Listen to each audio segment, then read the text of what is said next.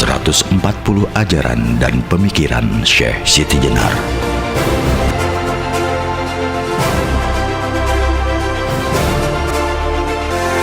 Satu, tidak usah kebanyakan teori semu, karena sesungguhnya ingsun inilah Allah. Nyata ingsun yang sejati, bergelar Prabu Satmata, yang tidak ada lain kesejatiannya yang disebut sebangsa Allah.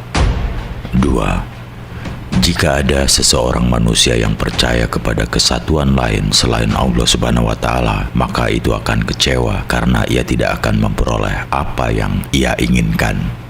Tiga, Allah itu adalah keadaanku. Lalu mengapa kawan-kawanku sama memakai penghalang? Dan sesungguhnya aku ini adalah hak Allah pun tiada wujud dua. Saya sekarang adalah Allah, nanti Allah. Zahir batin tetap Allah. Kenapa kawan-kawan masih memakai pelindung?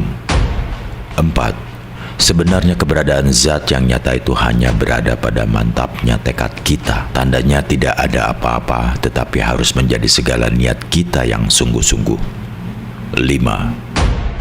Tidak usah banyak bertingkah. Saya ini adalah Tuhan. Ya, betul-betul saya ini adalah Tuhan yang sebenarnya. Bergelar Prabu Satmata. Ketahuilah bahwa tidak ada Tuhan yang lain selain saya.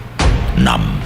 Saya ini mengajarkan ilmu untuk betul-betul dapat merasakan adanya kemanunggalan. Sedangkan bangkai itu selamanya tidak ada. Adapun yang dibicarakan sekarang adalah ilmu yang sejati yang dapat membuka tabir kehidupan. Dan lagi semuanya sama. Tidak ada tanda secara samar-samar bahwa benar-benar tidak ada perbedaan yang bagaimanapun. Saya akan tetap mempertahankan tegaknya ilmu tersebut. 7.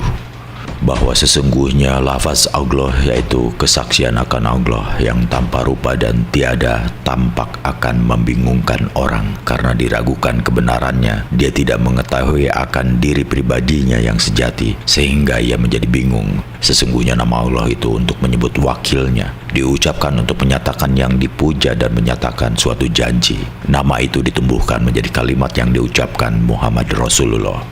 Kedelapan, padahal sifat kafir berwatak jisim yang akan membusuk, hancur lebur, bercampur tanah. Lain jika kita sejiwa dengan zat yang maha luhur. Ia gagah berani, maha sakti dalam sarak, menjelajahi alam semesta. Dan itu pangeran saya yang menguasai dan memerintah saya, yang bersifat wahdaniyah, artinya menyatukan diri dengan ciptaannya. Ia dapat abadi mengembara melebihi peluru atau anak sumpit. Bukan budi, bukan nyawa, bukan hidup tanpa asal dari manapun, bukan pula kehendak tanpa tujuan. Dia itu yang bersatu padu dengan wujud saya. Tiada susah payah, kodrat dan kehendaknya. Tiada kenal rintangan, sehingga pikiran keras dari kehidupan, dari keinginan luluh tiada berdaya. Maka timbullah dari jiwa raga saya, kearif bijaksanaan saya menjumpai ia sudah ada di sana. Kesembilan, Syekh lemah bang namaku, Rasulullah ya aku sendiri, Muhammad ya aku sendiri. Asma Allah itu sesungguhnya diriku, ya akulah yang menjadi Allah Ta'ala. Kesepuluh, jika Anda menanyakan di mana rumah Tuhan, maka jawabnya tidak sukar. Allah berada pada zat yang tempatnya tidak jauh, yaitu berada dalam tubuh manusia, tapi hanya orang yang terpilih saja yang bisa melihatnya, yaitu orang-orang Sunni. Kesebelas, rahasia kesadaran kesejatian kehidupan. Ya, ingsun ini kesejahteraan kehidupan. Engkau sejatinya Allah. Ya, ingsun sejati Allah, yaitu wujud yang berbentuk sejati itu.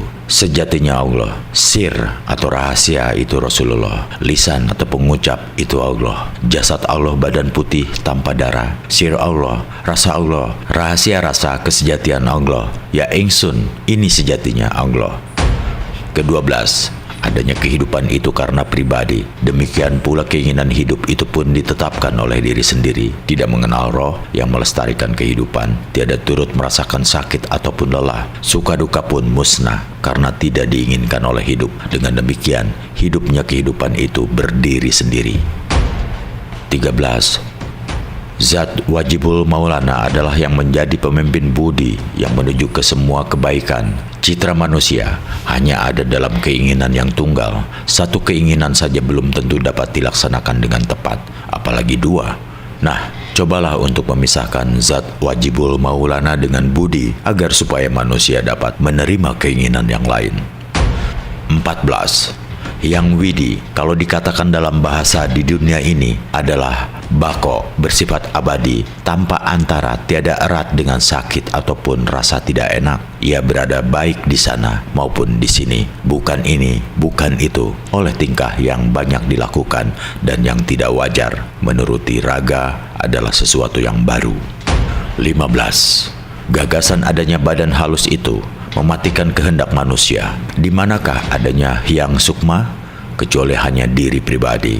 Kelilingilah cakrawala dunia, membumbung ke langit yang tinggi. Selamilah dalam bumi sampai lapisan ketujuh. Tiada ditentukan wujud yang mulia. 16. Kemana saja sunyi senyap adanya, ke utara, selatan, barat, timur, dan tengah. Yang ada di sana hanya adanya di sini. Yang ada di sini bukan wujud saya. Yang ada dalam diriku adalah hampa dan sunyi. Isi dalam daging tubuh adalah isi perut yang kotor. Maka bukan jantung, bukan otak yang pisah dari tubuh. Laju pesat bagaikan anak panah lepas dari busur, menjelajah Mekah dan Madinah. 17.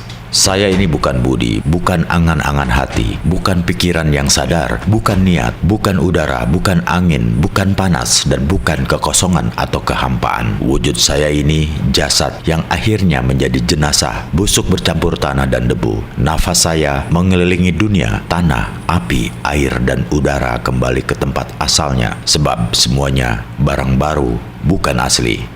18. Maka saya ini zat sejiwa yang menyatu, menyukma dalam Hyang Widi. Pangeran saya bersifat jalil dan jamal, artinya maha mulia dan maha indah. Ia tidak mau sholat atas kehendak sendiri, tidak pula mau memerintah untuk sholat kepada siapapun. Adapun sholat itu budi yang menyuruh, budi yang laknat dan mencelakakan, tidak dapat dipercaya dan dituruti, karena perintahnya berubah-ubah. Perkataannya tidak dapat dipegang, tidak jujur jika dituruti, tidak jadi dan selalu mengajak mencuri. 19. Syukur kalau saya sampai tiba di dalam kehidupan yang sejati. Dalam alam kematian ini saya kaya akan dosa. Siang malam saya berdekatan dengan api neraka. Sakit dan sehat saya temukan di dunia ini. Lain halnya apabila saya sudah lepas dari alam kematian. Saya akan hidup sempurna, langgeng, tiada ini dan itu. 20. Menduakan kerja bukan watak saya. Siapa yang mau mati dalam alam kematian, orang kaya akan dosa. Balik, jika saya hidup yang tidak kekal ajal, akan langgeng hidup saya. Tidak perlu ini dan itu. Akan tetapi saya disuruh untuk memilih hidup atau mati. Saya tidak sudi, sekalipun saya hidup. Biar saya sendiri yang menentukan. 21. Betapa banyak nikmat hidup manfaatnya mati. Kenikmatan ini dijumpai dalam mati. Mati yang sempurna teramat indah. Manusia sejati adalah yang sudah meraih ilmu. Tiada dia mati, hidup selamanya. Menyebutnya mati berarti syirik lantaran tidak tersentuh lahat. Hanya beralih tempatlah dia memboyong keratonnya. 22. Aku angkat saksi di hadapan zatku sendiri. Sesungguhnya tidak ada Tuhan selain aku, dan aku angkat saksi sesungguhnya Muhammad itu utusanku. Sesungguhnya yang disebut Allah adalah ingsun, diri sendiri. Rasul itu Rasulku, Muhammad itu cahayaku. Aku zat yang hidup yang tidak kena mati. Akulah zat yang kekal, yang tidak pernah berubah dalam segala keadaan. Akulah zat yang bijaksana, tidak ada yang samar sesuatu pun. Akulah zat yang maha menguasai, yang kuasa dan yang bijaksana. Tidak kekurangan dalam pengertian, sempurna terang menderang, tidak terasa apa-apa, tidak kelihatan apa-apa. Hanya aku yang meliputi sekalian alam dengan kodratku. 23. Janganlah ragu dan janganlah menyekutukan, karena engkau adalah keberadaan Allah, disebut imannya iman. 24. Jangan ragu dan janganlah menyekutukan, karena engkau adalah tempat manunggalnya Allah, disebut imannya tauhid. 25. Janganlah ragu dan janganlah menyekutukan, karena engkau adalah sifatnya Allah, disebut imannya syahadat.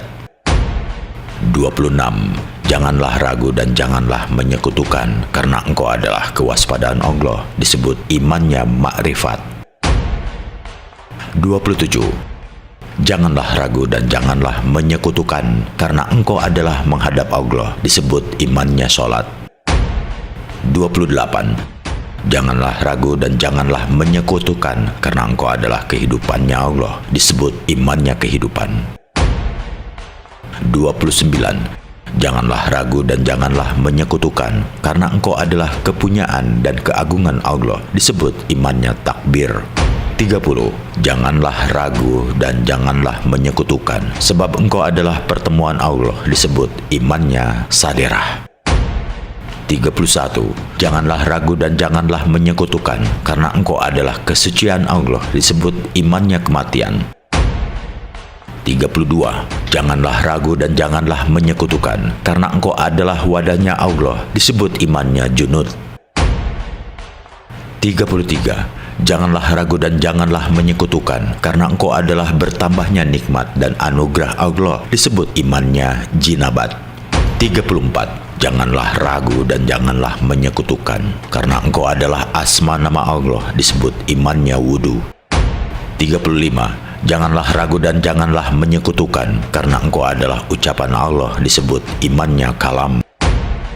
36. Janganlah ragu dan janganlah menyekutukan, karena engkau adalah juru bicara Allah. Disebut imannya akal. 37.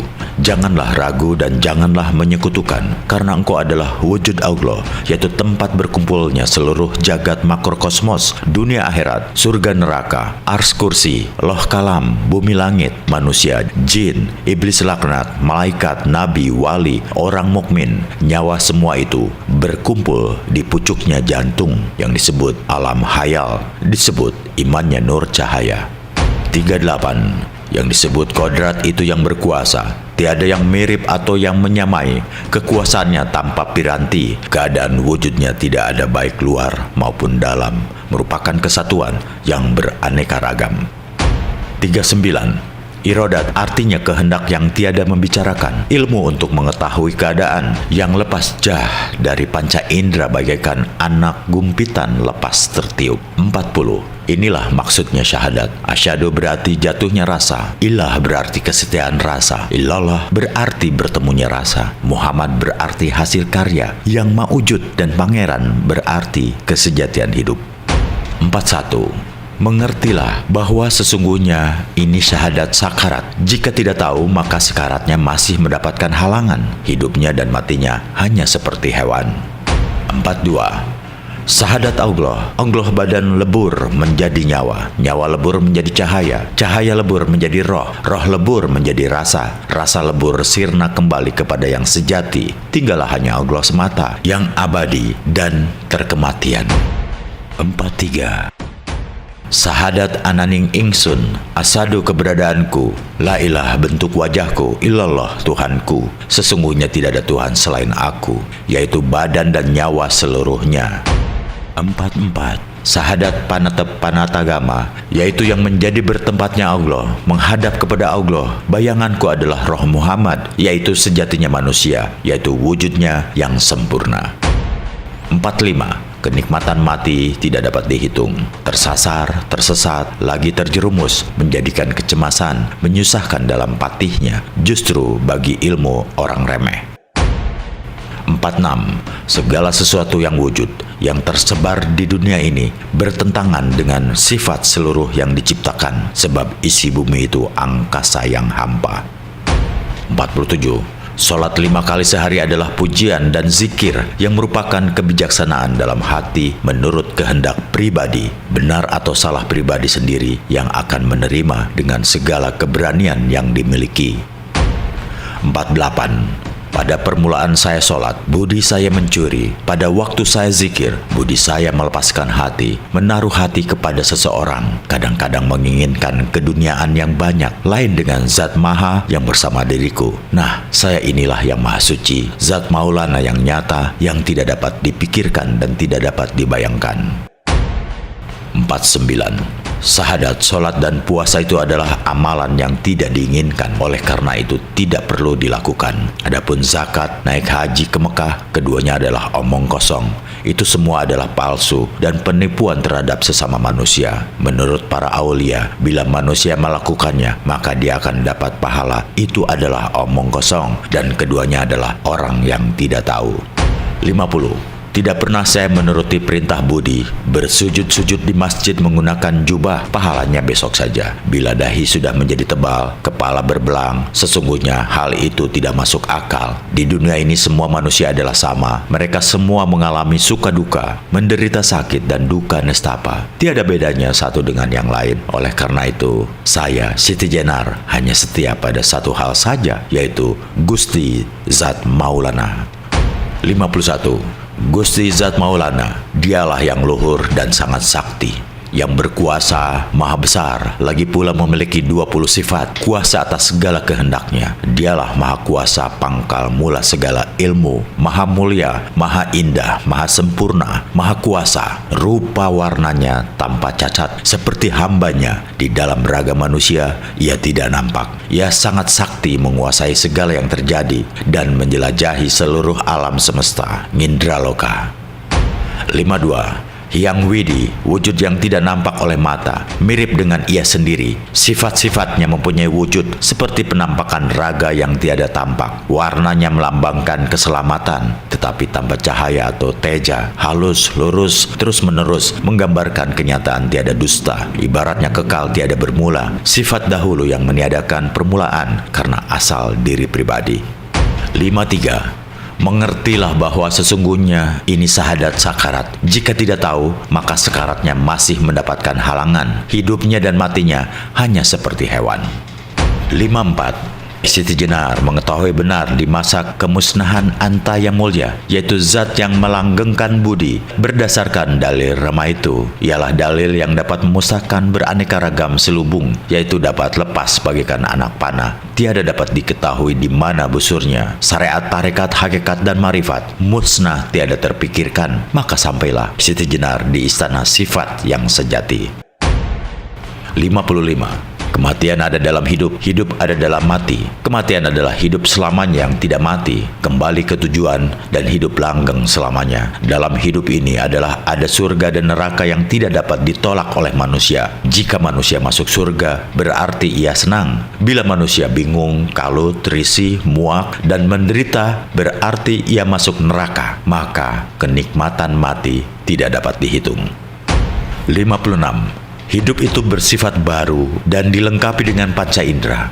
Panca indera ini merupakan barang pinjaman yang jika sudah diminta oleh yang mempunyai akan menjadi tanah dan membusuk, hancur lebur, bersifat najis. Oleh karena itu panca indera tidak dapat dipakai sebagai pedoman hidup. Demikian pula budi, pikiran, angan-angan, dan kesadaran berasal dari panca indera, tidak dapat dipakai sebagai pegangan hidup. Akal dapat menjadi gila, sedih, bingung, lupa, tidur, dan seringkali tidak jujur.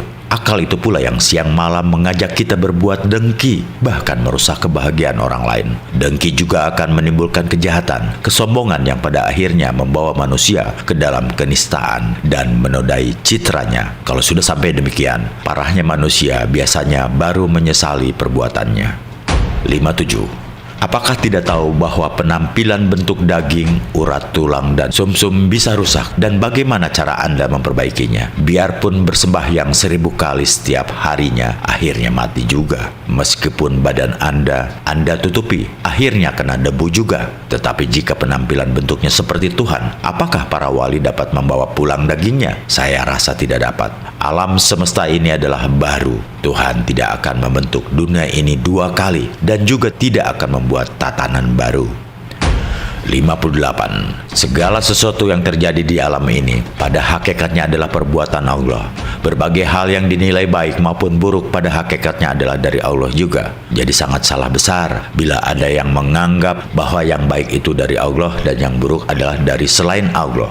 Oleh karena itu, af'al Allah harus dipahami dari dalam dan dari luar diri manusia. Misalnya saat manusia menggoreskan pensil, disitulah terjadi perpaduan 2 kemampuan kodrati yang dipancarkan oleh Allah kepada makhluknya, yaitu kemampuan gerak pensil.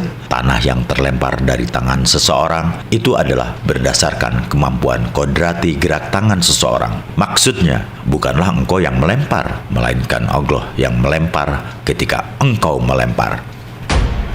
59. Di dunia ini kita merupakan mayat-mayat yang cepat juga akan menjadi rusak dan bercampur tanah. Ketahuilah juga bahwa apa yang dinamakan Kaula Gusti tidak berkaitan dengan seorang manusia biasa. Dengan seorang manusia biasa seperti yang lain-lain. Kaula dan Gusti itu sudah ada dalam diriku. Siang dan malam tidak dapat memisahkan diriku dari mereka. Tetapi hanya untuk saat ini nama Kaula Gusti itu berlaku, yaitu selama saya mati. Nanti kalau saya sudah hidup lagi, Gusti dan Kaula lenyap, yang tinggal hanya hidupku sendiri. Ketentraman langgeng dalam Anda sendiri.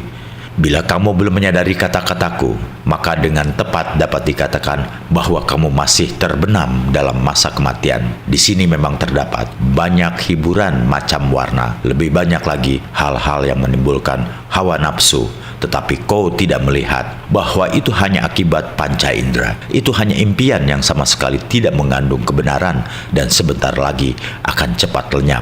Gilalah orang yang terikat padanya. Saya tidak merasa tertarik, tidak sudi tersesat dalam kerajaan kematian. Satu-satunya yang kuusahakan adalah kembali kepada kehidupan. 60. Bukan kehendak, angan-angan, bukan ingatan, pikir atau niat, hawa nafsu pun bukan juga kekosongan atau kehampaan. Penampilanku bagai mayat baru. Andai menjadi Gusti, jasadku dapat busuk bercampur debu. Nafsu terhembus ke segala penjuru dunia, tanah, api, air, kembali sebagai asalnya, yaitu kembali menjadi baru. 61. Bumi, langit, dan sebagainya adalah kepunyaan seluruh manusia. Manusialah yang memberi nama. Buktinya sebelum saya lahir, tidak ada. 62.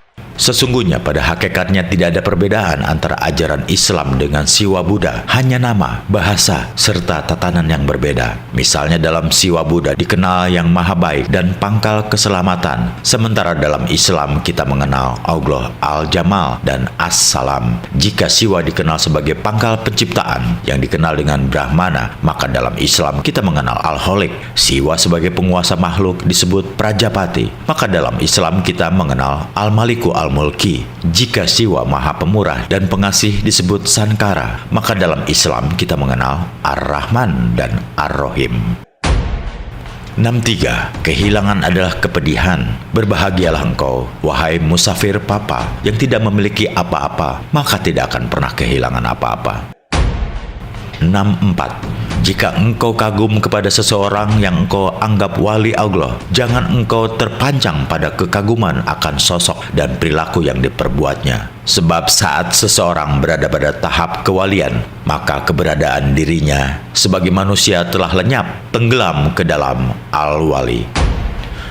65. Kewalian bersifat terus-menerus. Hanya saja saat tenggelam dalam al-wali berlangsungnya cuma beberapa saat. Dan saat tenggelam ke dalam al-wali itulah sang wali benar-benar menjadi pengejawantahan al-wali. Lantaran itu sang wali memiliki kekeramatan yang tidak bisa diukur dengan akal pikiran manusia, di mana karomah itu sendiri pada hakikatnya pengejawantahan al-wali. Dan lantaran itu pula yang dinamakan karomah adalah sesuatu di luar kehendak sang wali pribadi. Semua itu semata-mata kehendaknya mutlak.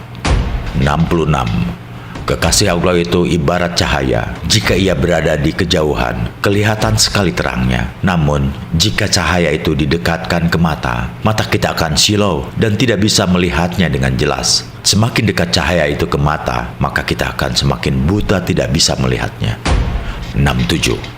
Engkau bisa melihat cahaya kewalian pada diri seseorang yang jauh darimu, namun engkau tidak bisa melihat cahaya kewalian yang memancar dari diri orang-orang terdekat denganmu.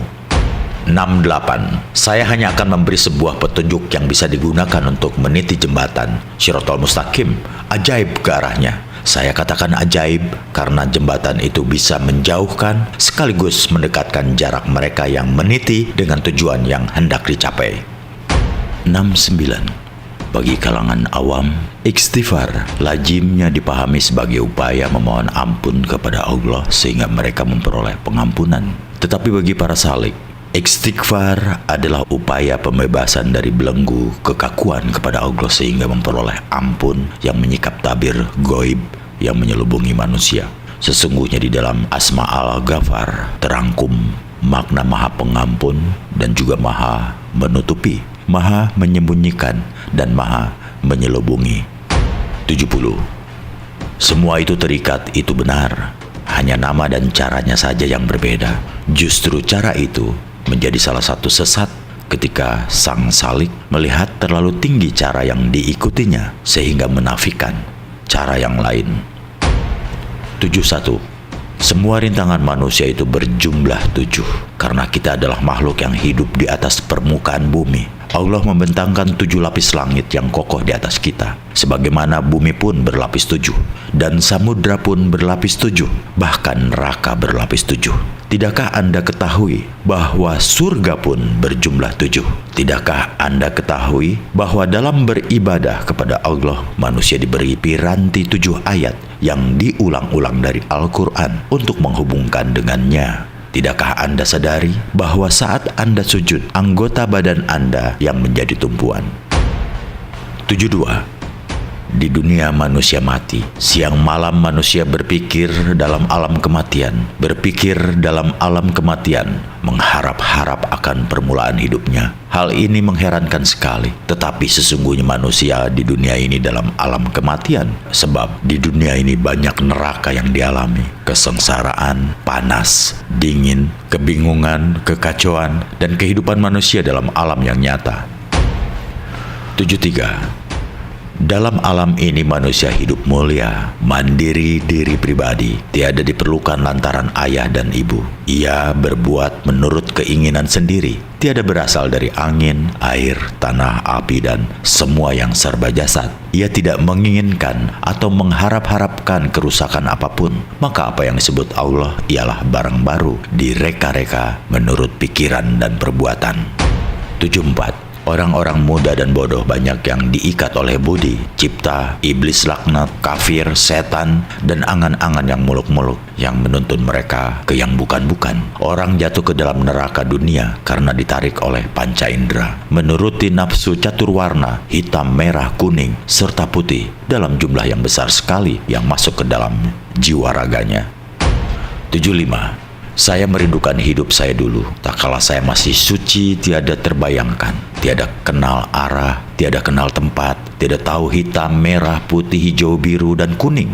Kapankah saya kembali ke kehidupan saya yang dulu? Kelahiranku di dunia alam kematian itu demikian susah payahnya karena saya memiliki hati sebagai orang yang mengandung sifat baru. 76. Kelahiranku di dunia kematian itu demikian susah payahnya karena saya memiliki hati sebagai orang yang mengandung sifat baru. 77. Keinginan baru, kodrat, irodat, samak, besar, dan ngaliman atau aliman betul-betul terasa amat berat di alam kematian ini. Panca pranawa kudus, yaitu 5 penerangan suci, semua sifat saya, baik yang dalam maupun yang luar. Tidak ada yang saya semuanya itu berwujud najis, kotor, dan akan menjadi racun. Beraneka ragam terdapat tersebut dalam alam kematian ini. Di dunia kematian, manusia terikat oleh panca indera, menggunakan keinginan hidup yang 20 sifatnya, sehingga saya hampir tergila-gila dalam dan kematian ini. 78. Hidup itu bersifat baru dan dilengkapi dengan panca indera. Panca indera ini merupakan barang pinjaman yang jika sudah diminta oleh yang mempunyai akan menjadi tanah dan membusuk, hancur lebur, bersifat najis. Oleh karena itu panca indera tidak dapat dipakai sebagai pedoman hidup. Demikian pula budi, pikiran, angan-angan, dan kesadaran berasal dari panca indera, tidak dapat dipakai sebagai pandangan hidup. Akal dapat menjadi gila, sedih, bingung, lupa, tidur, dan seringkali tidak jujur. Akal itu pula yang siang malam mengajak kita berbuat dengki, bahkan merusak kebahagiaan orang lain. Dengki juga akan menimbulkan kejahatan, kesombongan, yang pada akhirnya membawa manusia ke dalam kenistaan dan menodai citranya. Kalau sudah sampai sedemikian parahnya, manusia biasanya baru menyesali perbuatannya. 79. Apakah tidak tahu bahwa penampilan bentuk daging, urat, sumsum bisa merusak, dan bagaimana cara Anda memperbaikinya? Biarpun bersembahyang 1000 kali tiap harinya, akhirnya mati juga. Meskipun badan Anda tutupi, akhirnya kena debu juga. Tetapi jika penampilan bentuknya seperti Tuhan, apakah para wali dapat membawa pulang dagingnya? Saya rasa tidak dapat. Alam semesta ini adalah baru. Tuhan tidak akan membentuk dunia ini 2 kali dan tidak akan membuat tatanan baru. 80. Mayat-mayat berkeliaran kemana-mana, ke utara dan ke timur, mencari makan dan sandang yang bagus dan permata, serta perhiasan yang berkilauan, tanpa mengetahui bahwa mereka adalah mayat-mayat belaka yang naik kereta, dokar, atau bendi itu juga mayat, meskipun seringkali ia berwatak keji terhadap sesamanya. 81. Orang yang dihadapi oleh hamba sahayanya, duduk di kursi, kaya raya, mempunyai tanah dan rumah yang mewah. Mereka sangat senang dan bangga. Apakah ia tidak tahu bahwa semua benda yang terdapat di dunia akan musnah menjadi tanah? Meskipun demikian, ia bersifat sombong lagi congkak. Oh, berbelas kasihan saya kepadanya. Ia tidak tahu akan sifat-sifat dan citra dirinya sebagai mayat. Ia merasa dirinya yang paling cukup pandai. 82. Di alam kematian ada surga dan neraka, dijumpai untung serta sial. Keadaan di dunia seperti ini menurut Siti Jenar sesuai dengan dalil Samarakandi. Sesungguhnya orang yang mati menemukan jiwa raga dan memperoleh pahala surga serta neraka. 83. Keadaan itulah yang dialami manusia sekarang. Demikian pendapat Siti Jenar, yang pada akhirnya Siti Jenar siang malam berusaha untuk mensucikan budi serta menguasai ilmu luhur dengan kemuliaan jiwa. 84. Di alam kematian terdapat surga dan neraka, yaitu bertemu dengan kebahagiaan dan kecelakaan, dipenuhi oleh hamparan keduniawian. Ini cocok dengan dalil Samarakandi. Sesungguhnya orang mati itu akan mendapatkan raga bangkainya, terkena pahala surga serta neraka. 85. Surga neraka tidaklah kekal dan dapat lebur, ataupun letaknya hanya dalam rasa hati masing-masing pribadi. Senang, puas itulah surga. Adapun neraka adalah jengkel, kecewa dalam hati bahwa surga neraka terdapat di akhirat. Itulah hal yang semata hayal, tidak termakan akal.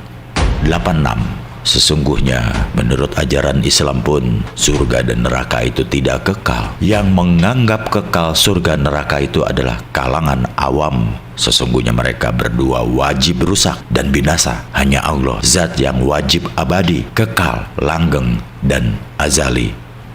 87. Sesungguhnya tempat kebahagiaan dan kemuliaan yang disebut swarga oleh orang-orang Hindu-Buddha di dalam Islam disebut dengan nama jannah atau taman, yang bermakna tempat sangat menyenangkan yang di dalamnya hanya terdapat kebahagiaan dan kegembiraan. Hampir mirip dengan swarga yang dikenal di dalam Siwa Buddha. Di dalam Islam dikenal ada 7 surga besar yang disebut Al-Ailiyin, Al-Firdaus, Al-Adan, An-Naim, Al-Khulud, Al-Mawa, dan Darussalam. Di surga-surga itulah amalan orang-orang yang baik ditempatkan sesuai amal ibadahnya selama hidup di dunia. 88. Sementara itu, tidak berbeda dengan ajaran Siwa Buddha yang meyakini adanya alam bawah, yaitu neraka yang bertingkat-tingkat dan jumlahnya sebanyak jenis siksaan. Islam pun mengajarkan demikian. Jika dalam ajaran Siwa Buddha dikenal ada 7 neraka besar, yaitu Sutala, Watala, Talata, Mahatala, Satala, Atala, dan Patala, maka dalam Islam juga dikenal tingkatan neraka, yaitu Jahanam, Utama, Hawiyah, Sakar, Jahim, dan Dalwail. 89. Sebetulnya yang disebut awal dan akhir itu berada dalam cipta kita pribadi. Seumpama jasad di dalam kehidupan ini sebelum dilengkapi dengan perabot lengkap seperti umur 60 tahun dan di situ masih disebut sebagai awal, maka disebut masyrik atau timur, yang maknanya mengangkat atau awal penetapan manusia serta genapnya hidup. 90. Yang saya sebut maghrib atau barat itu penghabisan. Maksudnya setelah melalui segala hidup di dunia, maka sejatinya awal itu memulai, akhir mengakhiri. Jika memang bukan adanya zaman alam dunia atau zaman akhirat, itu semua masih dalam keadaan hidup semua. 91. Untuk keadaan kematian saya sebut akhirat, hanyalah bentuk dari bergantinya keadaan saja. Adapun sesungguhnya mati itu juga kiamat. Kiamat itu perkumpulan, mati itu roh. Jadi semua roh itu kalau sudah menjadi satu, hanya tinggal kesempurnaannya saja. 92. Moksanya roh saya sebut mati, karena dari roh itu terwujud keberadaan zat semua. Letaknya kesempurnaan roh itu adalah musnahnya zat. Akan tetapi bagi penerapan makrifat, Hanya yang waspada dan tepat yang bisa menerapkan aturannya. Di samping semua itu, sesungguhnya semuanya juga hanya akan kembali kepada asalnya masing-masing. 93. Ketahuilah bahwa surga dan neraka itu dua wujud. Terjadinya dari keadaan wujud makhluk itu dari kejadian. Surga dan neraka sekarang sudah tampak terbentuk oleh kejadian yang nyata. 94. Saya berikan kiasan sebagai tanda bukti adanya surga. Sekarang ini sama sekali berdasarkan wujud dari kejadian di dunia. Surga yang luhur itu terletak dalam perasaan hati yang senang. Tidak kurang orang duduk dalam kereta yang bagus, merasa sedih, bahkan menangis terseduh-seduh. Sedang seorang pedagang keliling berjalan kaki sambil memikul barang dagangannya, menyanyi sepanjang jalan. Ia menyanyikan berbagai macam lagu dengan suara yang terdengar mengalun merdu. Sekalipun ia memikul, menggendong, menjinjing, atau menyunggi barang dagangannya pergi ke Semarang, ia itu menemukan surganya karena merasa senang dan bahagia. Ia tidur di rumah penginapan umum, berbantal kayu sebagai kalang kepala, dikerumuni serangga penghisap darah, tetapi ia dapat tidur dengan nyenyak. 95. Orang di surga segala macam barang serba ada. Kalau ingin bepergian serba enak, karena kereta bendi tersedia untuk mondar-mandir kemana saja. Tetapi apabila nerakanya datang, menangislah ia bersama istri atau suaminya dan anak-anaknya. 96. Manusia yang sejati itu adalah yang mempunyai hak dan kekuasaan Tuhan yang Maha Kuasa, serta mandiri diri pribadi. Sebagai hamba, ia menjadi sukma, sedang hiang sukma menjadi nyawa. Hilangnya nyawa bersatu padu dengan hampa dan kehampaan ini meliputi alam semesta. 97. Adanya Allah karena zikir, sebab dengan berzikir orang menjadi tidak tahu akan adanya zat dan sifat-sifatnya. Nama untuk menyebut Hyang Manon, yaitu yang Maha Tahu, menyatukan diri hingga lenyap dan terasa dalam pribadi. Ya, dia ya saya. Maka dalam hati timbul gagasan bahwa ia yang berzikir menjadi zat yang mulia dalam alam kelanggengan yang masih di dunia ini. Dimanapun sama saja, hanya manusia yang ada. Allah yang dirasakan adanya waktu orang berzikir. Tidak ada jadi gagasan yang palsu, sebab pada hakikatnya adanya Allah yang demikian itu hanya karena nama saja. 98. Manusia yang melebihi sesamanya memiliki 20 sifat, sehingga dalam hal ini antara agama Hindu, Buddha, Jawa, dan Islam sudah campur. Di samping itu roh dan namanya sudah bersatu. Jadi tidak ada kesukaran lagi mengerti akan hal ini dan semua sangat mudah dipahami. 99. Manusia hidup dalam alam dunia ini hanya menghadapi dua masalah yang saling berpasangan, yaitu baik buruk berpasangan dengan kamu, hidup berjodoh dengan mati, Tuhan berhadapan dengan hambanya. 100. Orang hidup tiada merasakan ajal, orang berbuat baik tiada merasakan berbuat buruk, dan jiwa luhur tiada bertempat tinggal. Demikianlah pengetahuan yang bijaksana yang meliputi cakrawala kehidupan, yang tiada berusaha mencari kemuliaan kematian. Hidup terserah kehendak masing-masing. 101. Keadaan hidup itu berupa bumi, angkasa, samudra, dan gunung seisinya, semua yang tumbuh di dunia, udara dan angin yang tersebar di mana-mana, matahari dan bulan menyusup di langit, dan keberadaan manusia sebagai yang terutama. 102. Allah bukan Johor Manik, yaitu Ratna Mutmanikam, bukan jenazah dan rahasia yang gaib. Syahadat itu kepalsuan. 103. Akhirat di dunia ini tempatnya, hidup dan mati pun hanya di dunia ini. 104. Bayi itu berasal dari desakan, setelah menjadi tua menuruti kawan, karena terbiasa waktu kanak-kanak berkumpul dengan anak, setelah tua berkumpul dengan orang tua. Berbincang-bincanglah mereka tentang nama sunyi hampa, saling bohong membohongi, meskipun sifat-sifat dan wujud mereka tidak diketahui. 105. Takdir itu tiada kenal mundur, sebab semuanya itu ada dalam kekuasaan yang murba wasesa, yang menguasai segala kejadian. 106.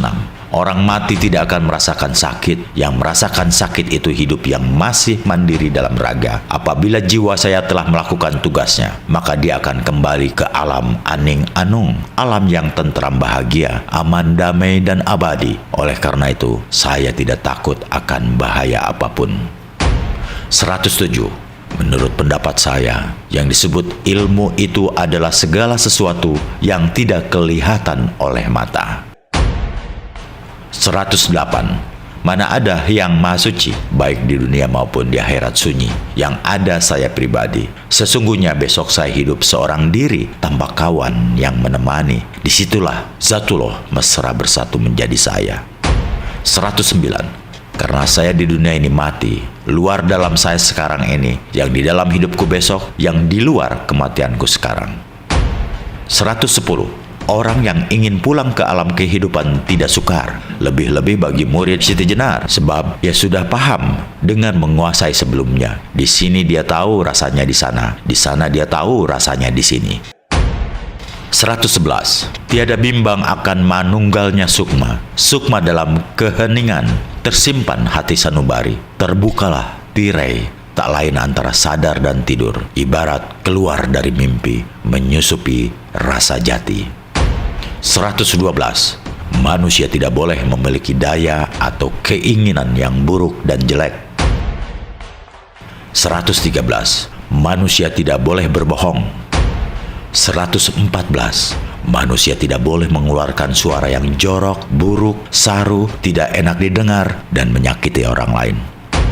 115. Manusia tidak boleh memakan daging atau hewan darat, udara, ataupun air.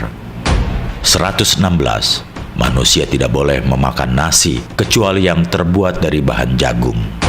117. Manusia tidak boleh mengkhianati terhadap sesama manusia. 118. Manusia tidak boleh meminum air yang tidak mengalir. 119.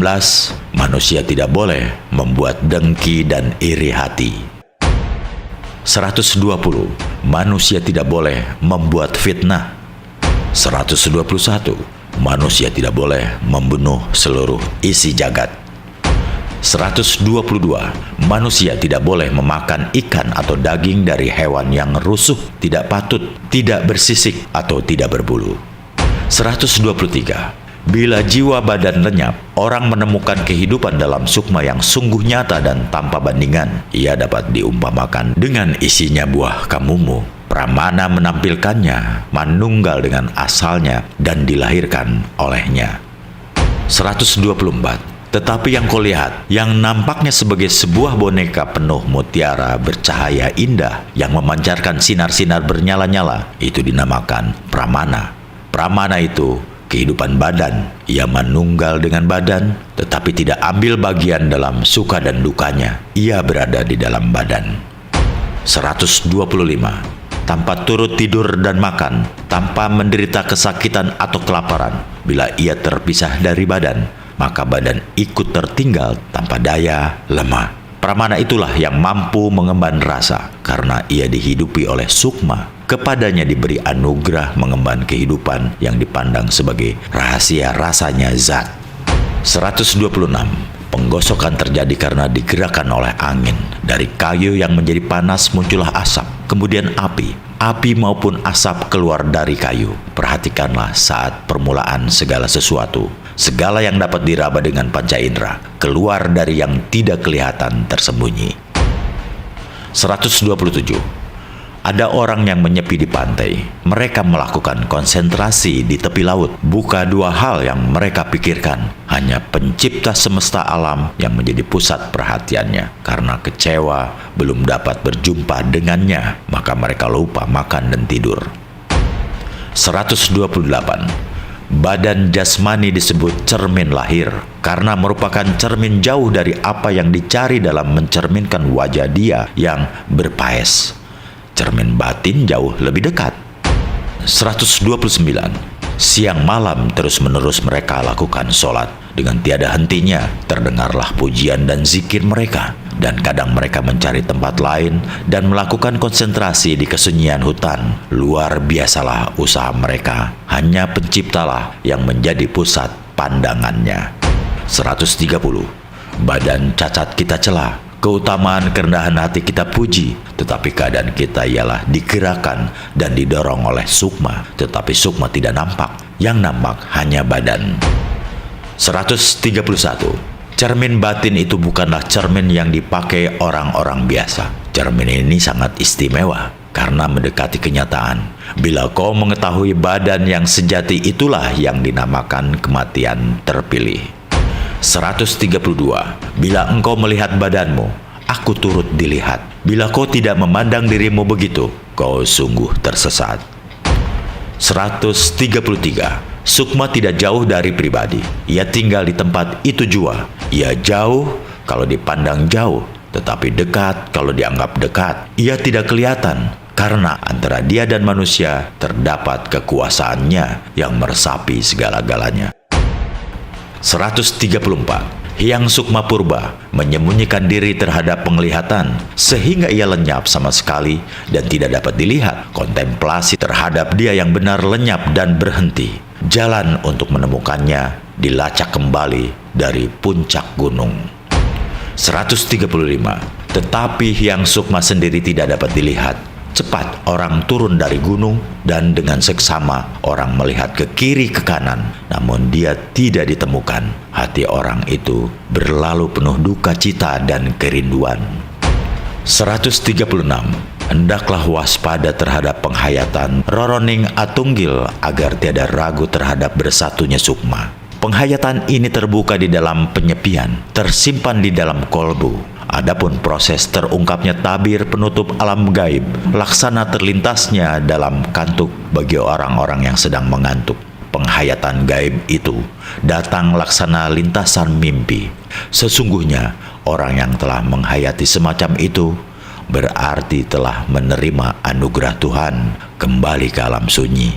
Tiada menghiraukan kesenangan duniawi. Yang Maha Kuasa telah mencakup pada dirinya. Dia telah kembali ke asal mulanya. 137. Mati raga orang-orang ulama yang mengundurkan diri di dalam kesunyian hutan ialah hanya memperhatikan yang satu itu tanpa membiarkan pandangan mereka menyimpang. Mereka tidak menghiraukan kesukaran tempat tinggal mereka. Hanya dialah yang melindungi badan hidup mereka yang diperlihatkan. Tidak ada sesuatu yang lain yang mereka pandang, hanya Sang Penciptalah yang mereka perhatikan. 138. Yang menciptakan mengemudi dunia adalah tanpa rupa atau suara. Kalbu manusia yang dipandang sebagai wismanya, carilah dia dengan sungguh-sungguh. Jangan sampai pandanganmu terbelah menjadi dua.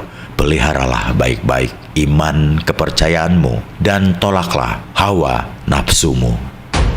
139. Bila kau masih menyembah dan memuji Tuhan dengan cara biasa, kau baru memiliki pengetahuan yang kurang sempurna. Jangan tersenyum seolah-olah kau sudah mengerti. Bila kau belum mengetahui ilmu sejati, itu semua hanya berupa tutur kata. Adapun kebenaran sejati adalah meninggalkan sembah dan pujian yang diungkapkan dengan kata-kata. 140. Sembah dan puji sempurna adalah tidak memandang lagi adanya Tuhan, serta mengenai adanya sendiri tidak lagi dipandang.